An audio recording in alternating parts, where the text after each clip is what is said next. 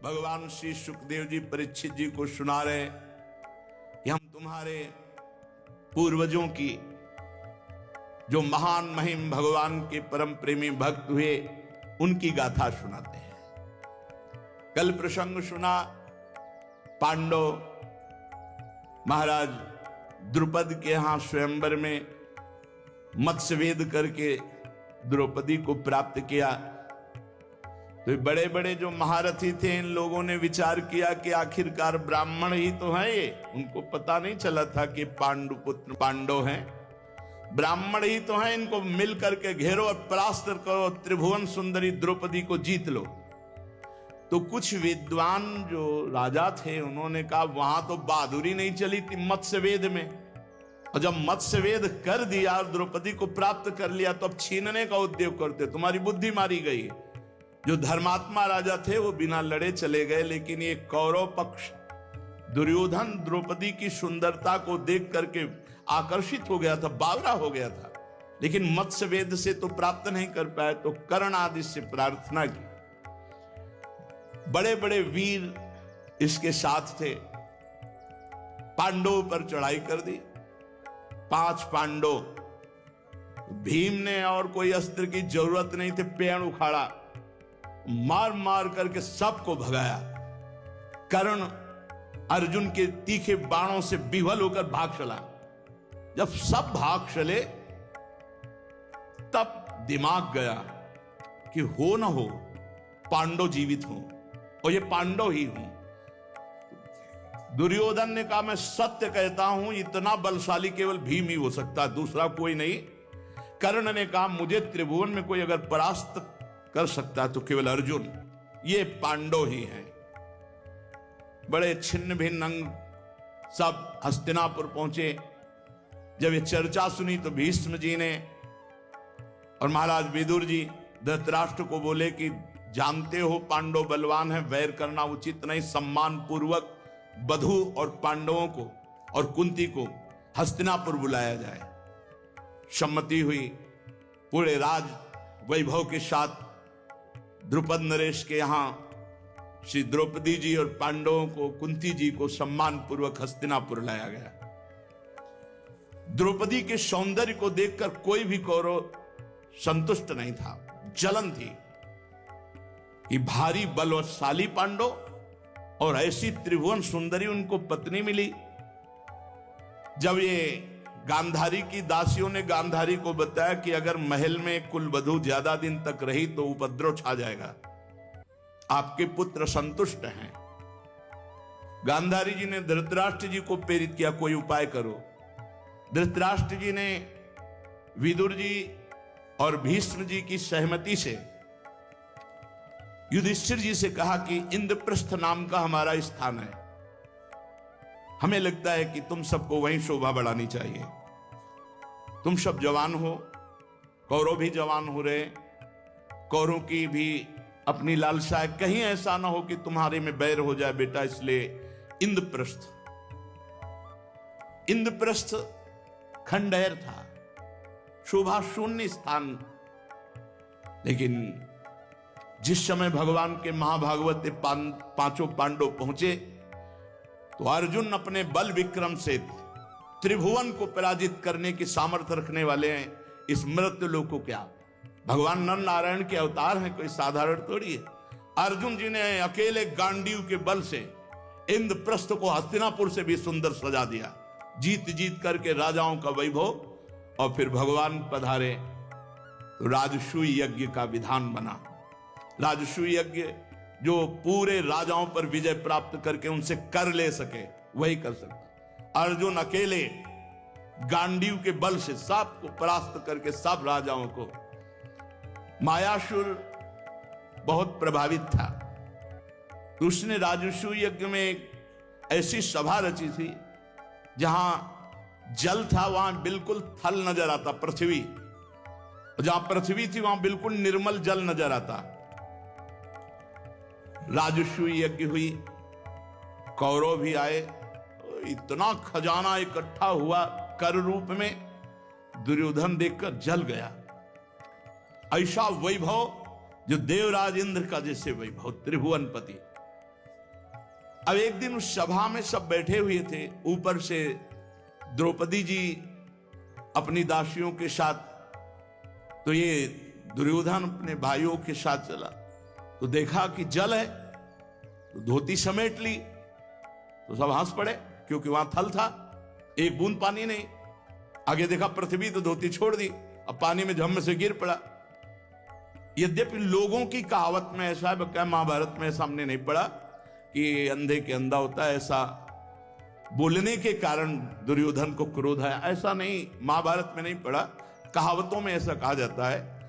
उपहास किया, द्रौपदी आदि खूब हंस पड़ी, भीम और ये महाराज युधिष्ठिर बहुत गंभीर शांत, उनका ये क्या कर रहे हो, सांप को छेड़ना, उसका उपहास कर रहे हो। युधिष्ठिर जी आए, नए वस्त्र पहनाए और गले से लगाया, भाई ये मायासुर के द्वारा रची हुई सभा है, जिसमें जल में थल, थल में जल का ऐसा भान होता है। जाकर के दुर्योधन न खाना न पीना, उदास बैठ गया। मामा शकुनी की याद की, शकुनी को बुलाया, कहा मैं जी नहीं सकता, मैं प्राण त्याग दूंगा। पांडवों का ऐसा वैभव, हस्तिनापुर का वैभव कुछ नहीं उनके सामने, कोई उपाय करो, पांडवों का वैभव छीनो। नहीं, मैं अपने प्राण त्याग दूंगा। बहुत प्यार करता था शकुनी दुर्योधन को। उसने कहा एक उपाय है, यदि महाराज धृतराष्ट्र आदेश करें और वो जुआ खेले आके, तो हम अपने पासों को सिद्धि के बल से, सात अनुकूल पासे हमारे पड़ेंगे, प्रतिकूल उनके पड़ेंगे, पूरा इंद्रप्रस्थ का वैभव हम छीन लेंगे। बाणों से छीनने की सामर्थ्य तो न तुम में है और न त्रिभुवन में किसी के है, पासों से हम छीन लेंगे। गांधारी और धृतराष्ट्र एकांत में बैठ करके जब तो दुर्योधन गया और अपनी बात रखी, शकुनी ने कहा महाराज ये तो राजाओं की शौक है, आप क्यों आदेश नहीं करते? यदि राजकुमार पांडव, राजकुमार कौरव खेलना चाहते हैं तो आपको खेल के लिए अनुमति देनी चाहिए। विदुर जी ने कहा इस खेल में सर्वनाश दिखाई देता है, महाराज आप अनुमति मत देना। शकुनी ने कहा महाराज इंद्रप्रस्थ का सारा वैभव कौरवों का हो जाएगा। धृतराष्ट्र अपने दुर्योधन को बहुत प्यार करने के कारण ईश्वर संपन्न और सुख संपन्न देखना चाहते थे, पर ये भूल गए थे कि जिनके पक्ष में भगवान है उनकी ही विजय होती है। भेजा विदुर जी महाराज को। विदुर जी ने जाकर के कहा कि बेटा जो हम कुछ कहना नहीं चाहते वो भी मुझे महाराज की प्रेरणा से कहना पड़ रहा है। आप लोगों को महाराज ने आदेश किया है, हस्तिनापुर बुलाया है और द्वैत क्रीड़ा खेलने की। महाराज युधिष्ठिर बिल्कुल नहीं जानते थे द्वैत क्रीड़ा, धर्म स्वरूप कभी द्वैत क्रीड़ा नहीं खेली थी। पिताश्री की आज्ञा गए, वहां पहले से सब व्यवस्था थी, क्रूर कर्मा जितने भी राजा सब उनके पक्ष में बैठे हुए थे। महाराज युधिष्ठिर जी ने धृतराष्ट्र को प्रणाम किया और कहा पिताश्री की आज्ञा है, उनका खेलना चाहते हैं द्वैत क्रीड़ा तो खेलो, हमारा आदेश है। बहुत संकोच में भीम अर्जुन ने कहा कि ये द्वैत क्रीड़ा उचित नहीं है भ्राताश्री, तो उनका जब पिता के समान है और वो आदेश करते हैं तो कुछ भी हो। और दूसरी बात, हमारा छात्र धर्म अगर कोई ललकार दे तो चाहे बाणों से हो चाहे पासे से, पीछे हटने वाला छात्र धर्म नहीं होता है, हम खेलेंगे। आप कहां परम प्रवीण पासे में शकुनी और वो छल कपट से सिद्ध किए हुए पासे, सब पासे अनुकूल कुरुराज दुर्योधन के, जो जो दांव में लगाते जाते, आखिरी में पूरा इंद्रप्रस्थ हार गए, आभूषण हार गए, अपने अस्त्र हार गए, अपने आप को हार दिया। शकुनी ने कहा एक पासे में पूरा वापस हो सकता है, द्रौपदी तुम्हारी तरफ से, और पूरा वैभव हस्तिनापुर इंद्रप्रस्थ सब हमारी तरफ से। अगर तुम जीत गए तो सब पूरा वैभव, और अगर तुम हार गए तो द्रौपदी हमारी।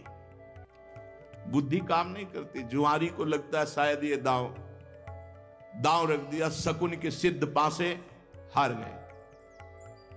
अब बड़ा मजाक हुआ कि द्रौपदी दासी है और मैं जीत चुका हूं, जाओ मेरी इच्छा है उसको सभा में लाओ, निर्वस्त्र करके हमारी जंघा पे बैठा लो। दुर्योधन से ताल ठोक। भीम खड़े हुए और कहा कि भैया ऐसा लगता है तुम्हारी भुजा उखाड़ करके आग में फेंक दूं युधिष्ठिर से। आज मैं जितना परास्त हुआ उतना शायद जीवन में नहीं होऊंगा। आपके कारण परास्त हुआ। द्रौपदी रखने लायक वस्तु है जुआ में। अर्जुन ने कहा भैया सभ्यता का प्रयोग करो, महाराज धर्म से चलने वाले हैं, आप उनको ऐसा कोशिए मत, बैठ जाइए। तो अब बैठते बैठते कहा कि दुर्योधन जिस ताल को तू ठोक रहा है जांग को, उसी ताल को मैं अपनी गदा से चूर चूर करूंगा। प्रण करता हूं इस सभा में। दुशासन को आदेश किया। दुशासन पहले दूत को भेजा। उस समय वो मासिक धर्म में थी। मासिक धर्म रजस्वला में एक वस्त्र धारण किए जाते। दूत ने जाकर कहा क्षमा कीजिए, हमारे मुंह से बात भी निकलना बहुत कठिन है, आपको महाराज सभा में बुला रहे हैं। तो उन्होंने कहा कि दूत तुम जानते हो जब स्त्रियां रजस्वला में होती हैं तो सभा आदमी नहीं जाती, बोल दो जाकर के, आखिरकार वो देवर ही हमारे हैं, हमारी विनय कह दो या आदेश कह दो, इस स्थिति में मैं सभा में नहीं आ सकती। वो जाके बोला। तो दुशासन ने कहा कि आदेश और विनय की यहां नहीं, भैया तुम आदेश करो, मैं उसके बाल पकड़ के घसीटता हुआ लाता हूं। ये अब इस समय वो महारानी नहीं दासी है हमारी। कर्ण ने कहा कि बहुत गलत शब्द बोले थे। ये कहां लोक लज्जा ऐसी की होती जिसके 5-5 पति हैं। जाओ निर्लज्ज को सभा में ला। दुशासन जब नजदीक गया और छूने के लिए तो उन्होंने कहा तुम हमारे देवर हो, अपवित्र व्यवहार नहीं कर सकते हो। उनका तुम हार चुके हैं पांडव, इसलिए तुम हमारी दासी हो। बाल पकड़ा और घसीटते हुए वो बार बार महारथी दुशासन तुम्हें उचित नहीं है, सभा में ले जाकर के खड़ा कर दिया। विश्वास था कि इतने महारथी पति हैं, इनके सामने हमारा बाल बांका नहीं हो सकता। लेकिन उन्होंने सर उठा के भी द्रौपदी की तरफ नहीं देखा, क्योंकि धर्मात्मा है और हार चुके हैं तो उसको स्वीकार किए हुए। देखा अरे भीष्म जी बड़े बड़े महापुरुष सब सभा में बैठे हैं। उनका एक बात मैं पूछती हूं, क्या महाराज अपने को हारने के बाद मुझे दांव में लगा सकते हैं? स्वयं जब हार चुके हैं अपने आप को तो मुझे दांव में लगा सकते हैं? यदि मुझे पहले दांव में लगाया होता बाद में आप हारते तो मैं हारी मानी जाती। बोलो इस सभा में कोई, ये क्या धर्म है? कर्ण ने कहा ये ज्यादा बोलती, दुशासन निर्वस्त्र कर इसको, बैठा दुर्योधन की जंघा पर। दुशासन वस्त्र खींचने लगा। कोई उत्तर सभा में नहीं, कोई बचाने वाला सभा में नहीं। कैसी परिस्थिति! आखिरकार भुजाओं से भी पकड़ा। जब देखा कि 10,000 हाथियों का बल रखने वाला दुशासन, तो दांत से पकड़ा, फिर छोड़ दिया। ये है आखिरी स्थिति। हे गोविंद, हे द्वारिकावासी। उसी समय भगवान का तेज प्रकट हुआ और द्रौपदी के वस्त्र में भगवान समा गए। रंग बिरंगी साड़ियां वो खींचता जाता है। 10,000 हाथियों का बल रखने वाला दुशासन अंबार लग गया, लेकिन यहां से वस्त्र नहीं हटा, मूर्छित होकर गिर गया। तब गांधारी आई, द्रौपदी जी को गले से लगाया और धृतराष्ट्र कहा वो वैसे ही तुम्हारे नेत्र नहीं, ये सर्वनाश कर देगी। ये देवी है, इसका अपमान सभा में होना मानो कौरव वंश का विनाश होना है। क्षमा मांगो, जल्दी से इसको संतुष्ट करो, नहीं मैं जानती हूं पतिव्रता में कितनी सामर्थ्य होती है, क्योंकि गांधारी पतिव्रता है। धृतराष्ट्र ने कहा बेटा जो तुम्हारी इच्छा हो मांग लो। उनका हमारे पतियों के अस्त्र वापस किए जाएं और जो हमारे पतियों का वैभव है वही सम्मान दिया जाए। बोले मैं सब ज्यों कहते हूं सब वापस करता हूं, बस तुम क्षमा कर दो। राजी हुई, रथ पर बैठे इंद्रप्रस्थ की तरफ चल पड़े। आधी दूर गए, शकुनी दुर्योधन सब धृतराष्ट्र जी से कहा हम जीत गए थे, आपने वापस क्यों कर दिया? एक बार दांव के लिए बुलाओ, एक बार पुनः वापस बुलाओ। हट कर लिया, फिर आदेश हुआ रास्ते से वापस, इंद्रप्रस्थ के रास्ते से वापस बुला लिया और कहा एक दांव के खेलना है। 12 वर्ष का वनवास, 1 वर्ष का अज्ञातवास, जो हारे उसको स्वीकार करना। पांडव आपस में देखे कि ये चालबाजी है, हम लोगों को भारी दुख देने का प्लान है, अब करे तो क्या। आदेश धृतराष्ट्र का और युद्ध धर्म बैठ गए। उसके तो परम खिलाड़ी शकुनी जीत गए, दुर्योधन सब छीन लिया। द्रौपदी जी ने प्रार्थना की समस्त वैभव ले लो, लेकिन हमारे पतियों का जो अस्त्र है वो नहीं। 12 वर्ष का वनवास, 1 वर्ष का अज्ञातवास। बड़ा संकटपूर्ण महापुरुषों को जीवन व्यतीत करना पड़ता है। जो धर्म से चलते हैं वही आखिरी में विजयी होते हैं, पर बड़ा कष्टप्रद होता है धर्म में चलना, क्योंकि विषयों की तरफ प्रवाहित होने में तो इंद्रिया और मन स्वयं लगी हुई, लेकिन धर्म चढ़ाई है पर्वत की तरह। अब महाराज के साथ शास्त्रों ब्रह्म ऋषि हो गए, युधिष्ठिर जी के साथ नगर के ब्राह्मण हो गए। वो सब जहां हमारे धर्मराज युधिष्ठिर रहेंगे वही हम रहेंगे। प्रजा को तो बहुत प्यार पूर्वक सम्मान पूर्वक वापस किया।